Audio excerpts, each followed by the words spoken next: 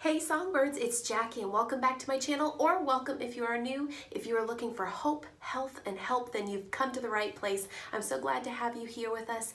It is May, which is Mental Health Awareness Month, so we've been doing an entire series this month about combining your mental health and your physical health. Now, if this is something that interests you, then I would ask you to please consider subscribing so you don't miss an episode. There's a lot of great content that's headed your way, and I know that you're going to love all of the videos in this series. Now, I've already done some videos and I would encourage you to look at those before you go and continue with this video because they kind of all go together. So I'll go ahead and link those in the description box and you can watch those and then come back to these. But they are very, very important when used in this order, and it really, really works when they're combined all together. Then at the end of the month, I'm going to have a free ebook putting basically every single thing that we're discussing in every video, but in much greater detail in a free ebook just for you as subscribers. There's an old saying that says, abs are made in the kitchen. Okay, they're not literally made in the kitchen, but you get what I mean. 95% of your regimen needs to be focusing on what you are consuming and putting in your body, and only 5% of it is actually exercise. And for somebody that doesn't really care to exercise, can I get a high five up top? That was really good news for me. So this video is going to talk all about it, and I have 5 tips that I'm going to share with you on the goals that you can start focusing on to create healthy habits for this month, and you can start doing them right away. Now, I mentioned in previous videos that I started doing the walking as well as incorporating water into my daily routine, and I dropped 15 pounds pretty quickly. But when I talk about these next 5 tips, these are the things that were the game changer for me. I dropped 60 pounds very, very quickly in a very short amount of time, and it was just insane how just changing not only how much I was consuming, but what I was consuming. That was the big game changer for me. So your first tip, this is something that I have talked about already previously, and it's your hydration. Water is super important, and I will beat this over the head over and over and over until I make sure that this one sticks. Hydration is so super important. Go ahead and watch that video if you haven't done so already. But a lot of times, we need to make sure that our hunger cues are not actually that we're thirsty. So I found out that as children, we kind of naturally have this tendency to be able to distinguish between hunger cues and thirst cues.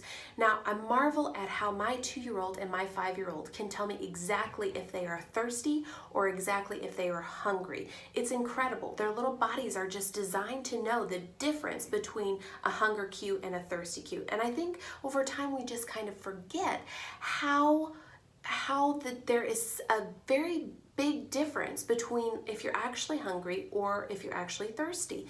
And maybe it's the busyness that we get swept up in the world, or maybe it's just that we're kind of bored. I don't know, but I found that a lot of times this is just the general case. So if you notice a craving coming on, what I want you to do is first distinguish if it's actually boredom or if you're actually having a craving. So a lot of times people just forget about this, but sometimes we're just getting bored and we're looking for something to do. So try to find an activity, but if it's not boredom, then the next thing that you're going to do is see if it's thirst. So I want you to go into the kitchen next time a craving strikes and get you a 16-ounce glass of water, and I want you to sip on it. Now, notice I said sip, not gulp it down. I want you to be mindful while you're drinking the water and see if this is what is nourishing your body. And your body has to figure out if it's actually a thirsty cue or a hunger cue. And then after that, I want you to spend 30 minutes away from the kitchen, away from the pantry, away from any food, and actually busy yourself in activity. Go for a walk or scrapbook, whatever you like to do that gets your mind focused on something else, a different activity. Do that for 30 minutes. Then what might happen is you might decide at the end of 30 minutes, oh, I actually wasn't hungry at all. I was really thirsty.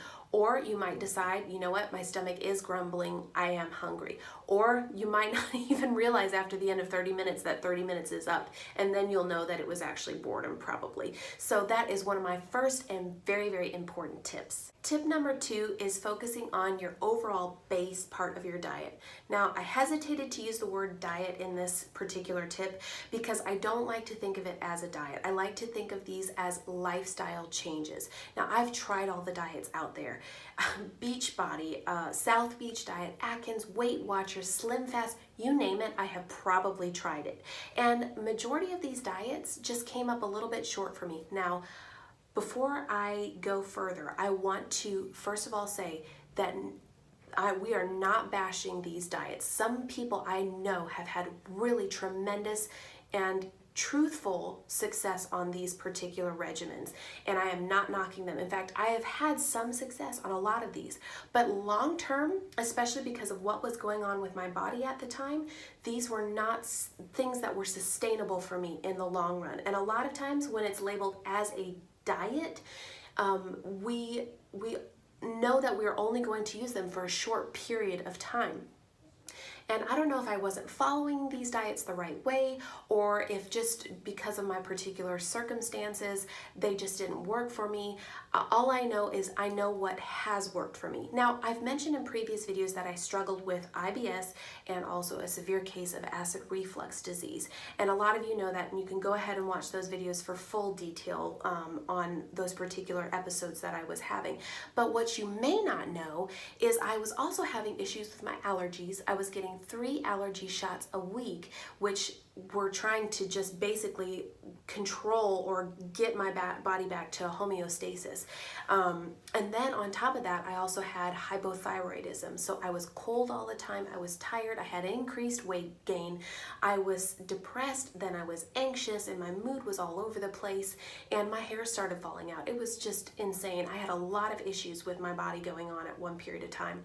And so I knew that I needed to do my research and find the diet, the lifestyle diet that worked the best for me. And the one thing that did work the best was the low FODMAP diet. Now, I'm not going to go in great detail about this. I will put more details in my ebook at the end of this month. So if you're interested in that, I will go into further detail there.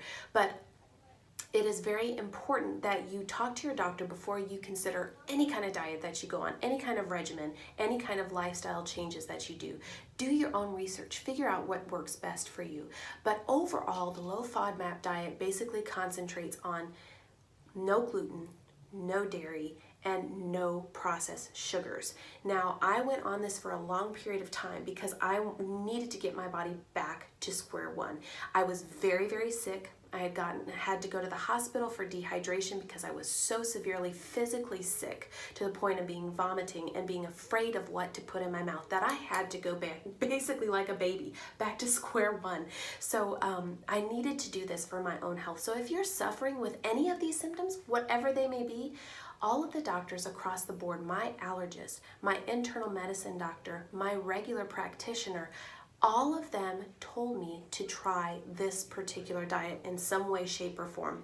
And it got me back to square one. Now, as my stomach started to heal and I started to feel better, I was able to add slowly certain things back in. Not greatly over time, not a lot of different things, but I was able to bring certain things back in a little bit at a time. So if I go to a birthday party, I'm gonna enjoy a small piece of cake. If I go out with my girlfriends and go to Mexican, I'm gonna have some chips with them and hang out and enjoy myself. I'm going to indulge and I'm not gonna deprive myself. But I do know that I feel the best when I am doing this particular diet and my stomach feels the best, but most importantly, it helps with my mental clarity, my focus, my productivity, my energy levels, oh my gosh. And it's just an added bonus that I lost 70 plus pounds in the process. I mean, really, your health is everything. It's the most important thing. So look at this diet, see if this lifestyle change is right for you. Take what you want from certain things and then leave the rest.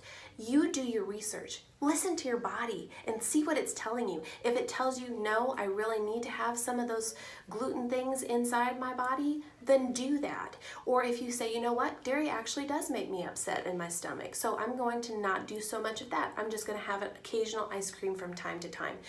Most important thing is checking your mental clarity. And all of my mood fluctuations dramatically changed when I changed that diet. And tell you what, mental health is so much more important than anything else. Now, the third tip that I'm going to talk about is blood sugar, and I thought it was a great transition from getting and eliminating basically your processed sugars to blood sugars. Now, a lot of people in the United States are suffering from diabetes, but what a lot of people don't know is a lot of us walking around borderline diabetic. We are not checking our blood sugars. I'm being watched right now. I love filming and being watched right now. Sugar, I think, is a huge problem in the United States. It's said that almost 70% of our foods have added sugars in them that don't need to be there at all whatsoever. I think it's a huge problem, and we need to be very careful about it. And one of the ways that you can monitor your blood sugar is what I'm about to share with you right now. So people that are diabetic have to monitor their blood by actually pricking their finger and checking their blood. Now, of course, you're not going to do that, but I would encourage you to go to your primary care physician and every year, once a year, get your physical and ask to do a full blood workup every single year to check to make sure everything in your health is doing really, really good. But you're not going to check your blood per se. You're going to check your mood. That is going to be your measurement, your gauge. How are you feeling today? Are you feeling up and down? Are you crashing a lot? Do you feel like you're tired the majority of the time and it's not something that's a clinical issue that you've looked into? Or the same with your mental state. If you've had your mental state evaluated and you've looked at that in the past and it's not something that's a clinical problem, then you really need to start looking at your diet. Now, a lot of times I love the term garbage in, garbage out, and I really feel like that is a great way to kind of monitor if your blood sugars are at the right levels. And so if you're feeling like garbage, chances are it's probably what you are starting to consume, and that's one of the first things that I would look at. Now, I think it's important for everybody to be monitoring what their blood sugars are, but especially for women. Women are going through crazy hormonal changes their whole lives. We go through puberty, we go through childbearing years, we go through menopause and beyond. And your hormones, even within a month's period of time, even between day to day, our hormones are fluctuating. It's something that is internal that we cannot change. It just happens inside of us. And so I found that my mood is much more stable when I am very careful about monitoring what kind of foods that I'm putting in my body. One of the ways that I can make sure that my blood sugars are stable is by doing exactly what I mentioned in the tip number 2, and that is watching what you're putting inside your stomach. And I believe that the stomach is kind of the second brain of the body, and you can look up fantastic TED Talks on this particular subject as well. But starting from square one and eliminating those processed sugars, you are on your road to great success and great health. Plus, I felt like when I was very mindful of that and when I started to really watch what was going inside my body, it was like somebody stuck a pin inside my stomach and inside my face, and I felt like I had deflated. It's incredible. I'm going to put a picture up right now, and you're going to see a difference in what that looked like between then and now with my body, and that was just by watching my sugar intake. Tip number 4, and this sounds like one that's a no-duh, no-brainer, and that is eating your fruits and veggies. I feel like fruits have gotten a bad rap lately, and so I want to bring them back into the picture. Come on, fruits! But fruits are so important. They have a lot of natural sugars in there. Now, I would recommend you make sure that you know what your portions are for fruit for the day, for your body shape, for your body type, and all that good stuff. Men are going to be able to probably have a little bit more than women, but I will have a piece of fruit maybe as a mid-morning snack so that my blood sugar is not spiked right at the very, very start, maybe mid-morning.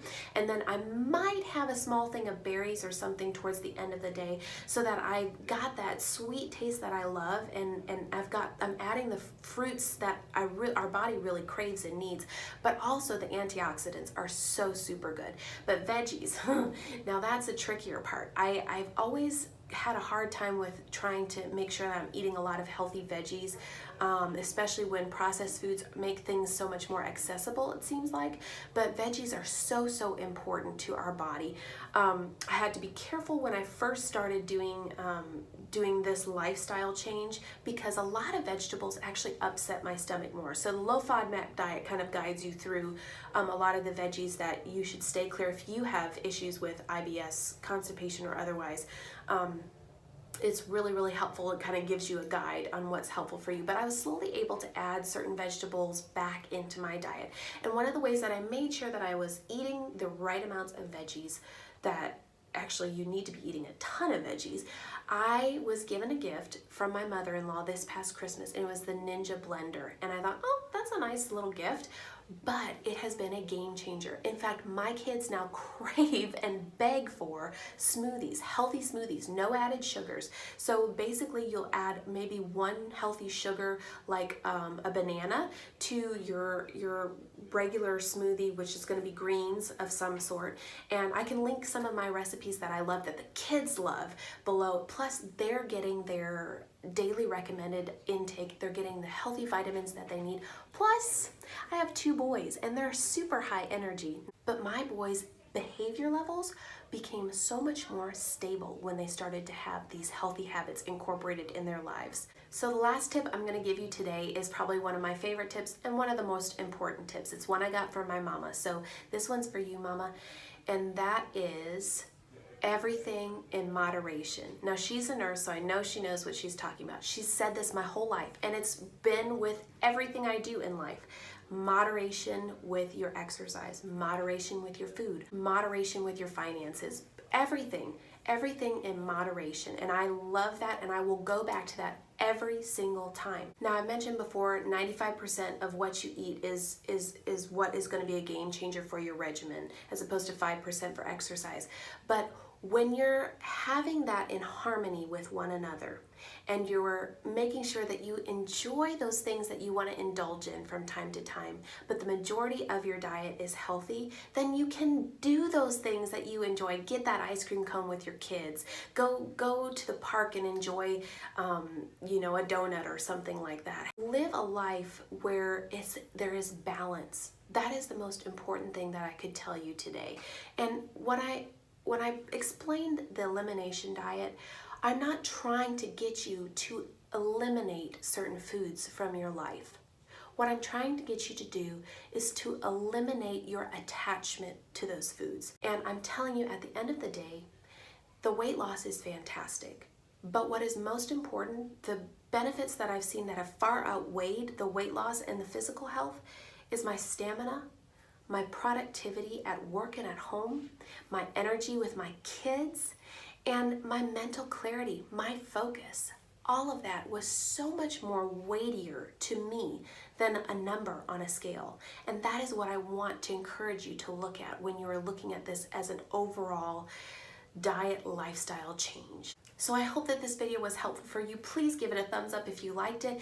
And if you really enjoying these videos, then please consider subscribing, pass it along, share this video with other people you think might enjoy participating, and also comment below the videos that you'd like to see next. In the upcoming videos, I'm going to be talking about intuitive eating as well as sharing some of my exercises. Plus, next week, I'm going to New York and I'm so excited, but that doesn't mean the filming stops. I'm going to take y'all along with me. I'm performing in New York with our choir. It's going to be so awesome, and I'm going to show you what I do to stay on top of my goals while I am on vacation. It's going to be great. I'm really excited. So I can't wait to take you with me. Thanks again for joining with me, and no matter what side of the bed you woke up on this morning, you can always end your day on a high note. Bye, guys.